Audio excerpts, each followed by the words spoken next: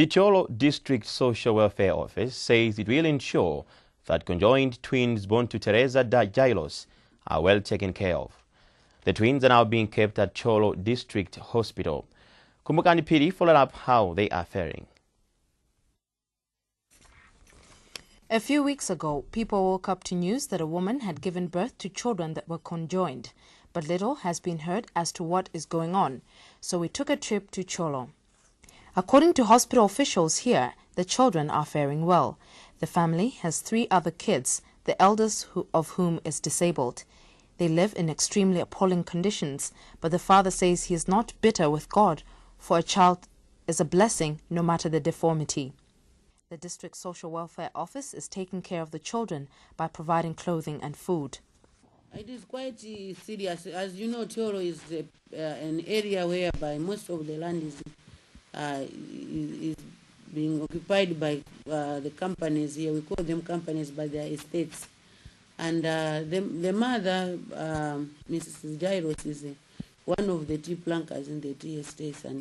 And Dr. Neil Kennedy, head of the pediatrics department at Queen Elizabeth Central Hospital, says he had been in touch with the medical team looking after the children in Thyolo, and he said they were faring well. He was adamant to reveal whether the children would be operated on or not. Dr. Kennedy said this condition was rare and complicated. These twins are one of the more common types of conjoined twins. It's a rare condition, but when they are born, we find commonly that the twins are joined between the chest and the top part of the abdomen, sort of facing each other. And that's what we find with these twins. So what are the chances of them growing up into normal babies? What's supposed to be done? Well, it's difficult for me to be sure about any specific individual. I can't say anything specific about these individuals, but I can talk in general terms about babies who have problems like this. And it really comes down to what types of organs that they share. If they share a stomach, then that usually can be fixed. If they share a liver, it can be more difficult, but can usually be fixed.